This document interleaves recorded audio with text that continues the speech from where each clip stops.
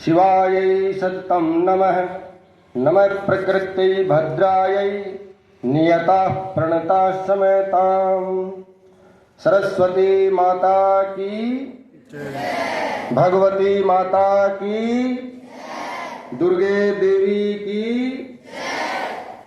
आदरणीय अध्यापक साथियों, अध्यापिकाएं, प्रिय छात्रों छात्राओं, भारतवर्ष संसार के सभी देशों में एक अनूठा देश है। सभी वेद, पुराण, भागवत, रामायण में भारतवर्ष की महिमा का गुणगान किया गया है। लेकिन एक दुर्भाग्य रहा है इस देश का कि अनेक वर्षों की गुलामी दास्ता हमें झेलनी पड़ी, जिसके कारण हमारे कुछ संस्कार, हमारी कुछ परंपराएं वो गुलामी की मानसिकता में कुछ अपना स्वरूप खो चुकी। परंतु आज भी हमारे अंदर वो संस्कार, वो परंपराएं बची हुई हैं, क्योंकि यदि हास्ति तदन्यत्र यन्ने हास्ति न तत्कोचित। महाभारत में वेदव्यास जी ने लिखा कि जो इस भारतवर्ष में है वो कहीं और नहीं है, और जो यहां है वही सब जगह मिलता है। नव संवत्सर हमारा आज से शुरू हुआ। चैत्र शुक्ल नव प्रतिपदा की तिथि से भारतीय संवत्सर शुरू होता है, और वैसे भी प्रकृति के अनुसार भी अब कुछ नया है। नई फसलें आएंगी, पेड़ पौधों पर नए पत्ते, नए पुष्प, और ऋतु जो है वो अनुकूल हो जाती है, मौसम अनुकूल होता है, न ज्यादा सर्दी है न गर्मी है।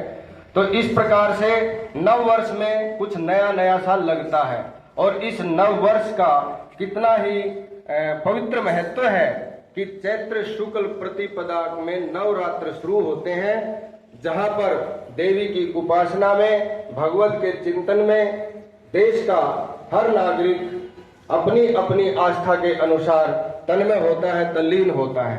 तो ऐसी विशुद्ध संस्कृति में भला कौन अपने जीवन को धन्य करना नहीं चाहेगा, और इसीलिए समय समय पर विदेशियों ने आकर भी यहाँ भारतीय संस्कृति के सामने अपने घुटने टेके हैं, और यहाँ से अच्छे संस्कार लेकर वो अपने देश में गए हैं, और आज संसार के अनेक देशों में भारतीय संस्कृति की धूम मची हुई है, और अनेक विदेशों में संस्कृत और संस्कृति का जो ज्ञान है वो वितरित किया जा रहा है। आपने देखा होगा, पहले भी मैंने एक दिन कहा था कि वृंदावन में और हिमालय की वादियों में कुछ जो विदेशी हैं वो भारतीय संतों की वेशभूषा को धारण करके, माला लेकर के, मस्तक पर तिलक लगा करके और देवाराधन करते हैं और भारतीय संस्कृति का गुणगान करते हैं।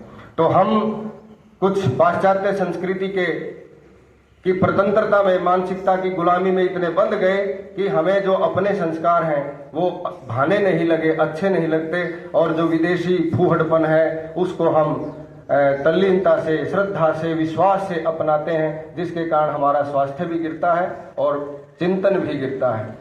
तो हमें चाहिए, और विशेष रूप से मैं चाहूंगा कि आर्यन संस्कृति में या आर्यन विद्यालय के बच्चों की ये ज्यादा जिम्मेवारी है। जो मॉडर्न स्कूल में, कॉन्वेंट स्कूल में बच्चे पढ़ते हैं, उनकी बजाय आर्यन विद्यालय के बच्चों की ये ज्यादा जिम्मेवारी है कि वे आर्य संस्कृति को अपनाएं और उसकी शिक्षा दूसरे बच्चों पर, समाज में डालें।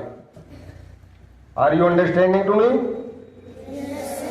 तो ये आपके कंधों पर बोझ है, तो आपने जागना होगा और अपने जो अच्छे संस्कार हैं वो अपनाने होंगे।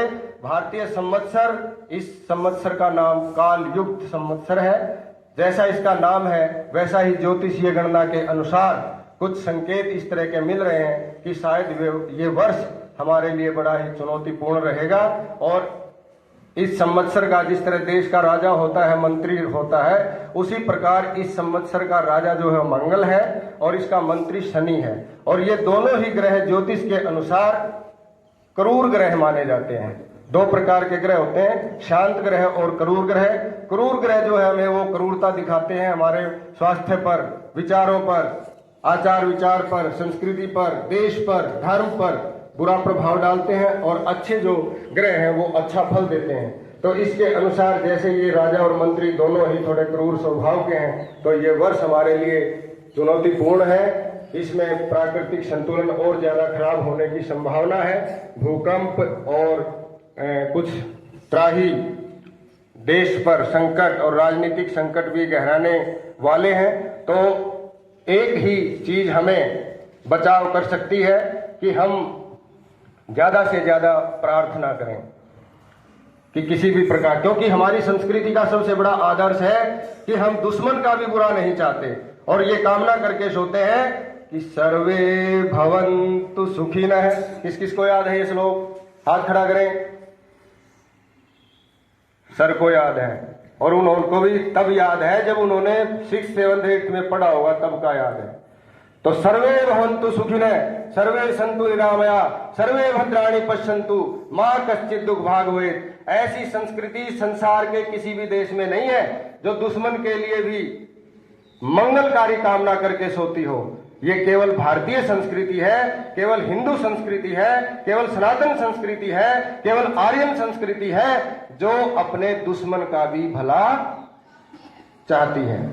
तो सर्वे भवन्तु सुखिनः, सर्वे सन्तु निरामया, सर्वे भद्राणि पश्यन्तु, मा कश्चित् दुःख भाग् भवेत्। सभी सुखी हो, सभी निरोग हो, सभी कल्याणकारी देखें, किसी को किसी प्रकार का कष्ट न हो, संसार में सबका भला हो। ऐसी मंगल कामना के साथ, इन्हीं शब्दों के साथ आपका दिन शुभ हो और ये नव संवत्सर आपके कल्याण के रास्ते खोले, किसी भी प्रकार की मुसीबत का सामना आपको न करना पड़े।